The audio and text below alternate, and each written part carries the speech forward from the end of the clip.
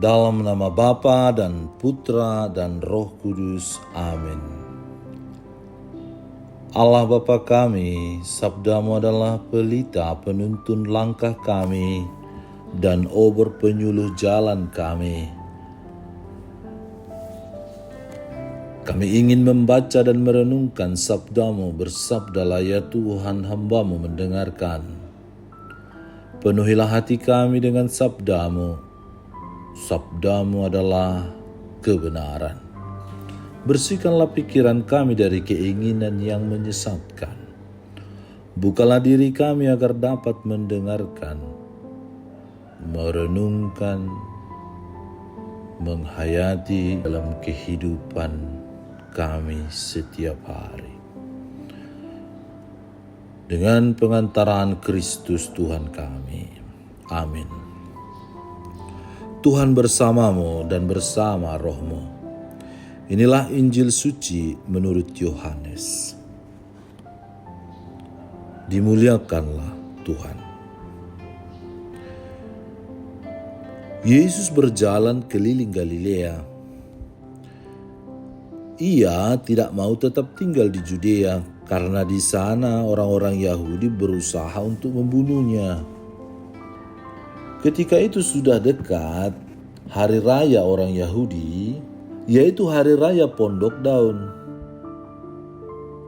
Sesudah saudara-saudara Yesus berangkat ke pesta itu, ia pun pergi juga ke sana. Tidak terang-terangan tetapi diam-diam. Beberapa orang Yerusalem berkata, bukankah dia ini yang mereka mau bunuh? Lihatlah, ia berbicara dengan leluasa dan mereka tidak mengatakan apa-apa kepadanya. Mungkinkah pemimpin kita benar-benar sudah tahu bahwa ia adalah Kristus? Tetapi tentang orang ini kita tahu dari mana asalnya. Padahal bila Kristus datang tidak ada seorang pun yang tahu dari mana asalnya. Waktu Yesus mengajar di bait Allah, ia berseru, memang aku kamu kenal dan kamu tahu dari mana asalku. Namun aku datang bukan atas kehendakku sendiri, tetapi aku diutus oleh Dia yang benar, yang tidak kamu kenal. Aku kenal Dia sebab aku datang dari Dia dan Dialah yang mengutus aku.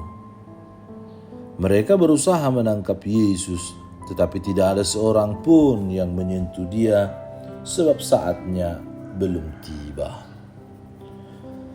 Demikianlah sabda Tuhan, terpujilah Kristus.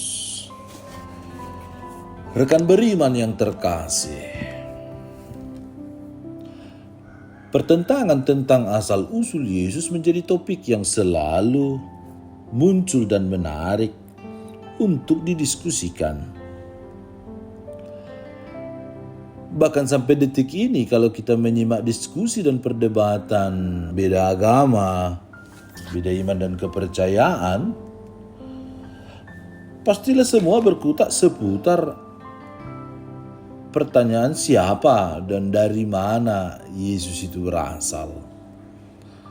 Bagaimana bisa kita pahami dan kita mengerti bahwa Yesus itu adalah Mesias, Kristus, yang terurapi, Putra Allah. Intinya banyak topik diskusi dan percakapan yang berisi penolakan terhadap ketuhanan Yesus.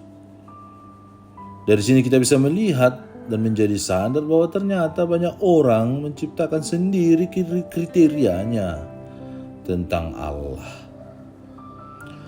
Banyak orang berpikir bahwa Allah haruslah seperti apa yang mereka pikirkan. Iman harus tunduk di bawah rasionalitas atau logika manusia yang terbatas. Mereka mengimani apa yang mereka bisa taklukkan dengan pikiran, dalam pikiran mereka. Orang-orang seperti itu mengimani apa yang mereka pikirkan dan bukan memikirkan apa yang mereka imani. Mereka membangun iman bukan dari pernyataan diri Allah, tetapi dari apa yang mereka suka dan mau pikirkan tentang Allah.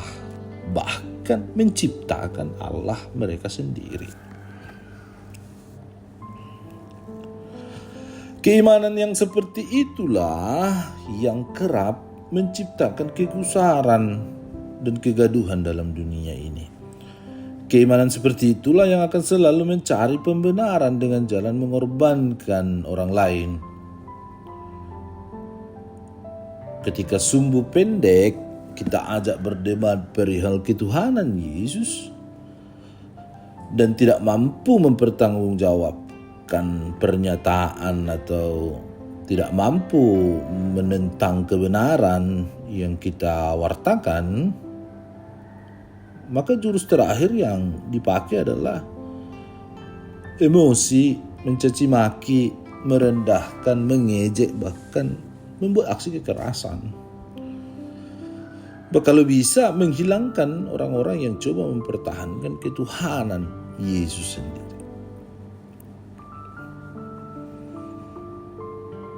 Tentu dengan ancaman-ancaman, diskriminasi, penolakan, pengusiran, izin yang dipersulit dan lain sebagainya. Dan itu kita alami dan kita rasakan di bangsa kita ini. Dari bacaan ini kita tahu bahwa Yesus sebenarnya terancam oleh otoritas orang-orang yang mulai terganggu dengan kehadiran dan ajaran Yesus yang menyatakan bahwa dirinya adalah utusan Allah, bahwa dia mengatakan dia bukan dari dunia ini. Memang kamu mengenal aku dan kamu tahu asalku, tapi kamu tidak tahu dan tidak mengenal siapa yang mengutus aku. Ini membuat kegaduhan, membuat banyak orang Farisi, orang-orang pemangku otoritas jabatan tertentu di pemerintahan yang terusik karena terpengaruh, karena ada ajaran baru yang mulai mengganggu mereka. Saudara-saudari terkasih, renungan hari ini bisa juga kita hayati bagaimana Yesus tetap setia, tetap berani dan tidak lari dari tugas dan tanggung jawab perutusan itu. Bahkan ketika ia memohon kepada Bapanya, kalau bisa ambillah cawan ini daripadaku. Tetapi bukan kehendakku, kehendakmu yang terjadi. Dan Yesus melaksanakan apa yang Bapanya, dirinya mau lakukan. Yaitu pada akhirnya dia akan menderita, dia akan disalibkan, wafat dan dimakamkan, dan bangkit pada hari ketiga. Renungan ini mengajak kita untuk juga berani seperti Yesus yang taat kepada kehendak Bapa. Kita sebagai umat Allah yang menjalani masa prapaskah dipanggil menjadi utusan-utusan Yesus dalam seluruh tugas karya dan pewartaan kita lewat ketaatan kita kepada seluruh perintah Allah. Sama seperti Yesus yang taat, yang berani memberikan seluruh hidupnya total untuk menyelamatkan kita. Kita diajak untuk tidak takut, melainkan berani menghadapi setiap risiko-risiko yang akan muncul ketika kita mulai taat dan setia pada perintah Allah, yaitu membangun kerajaan kasih di dunia ini.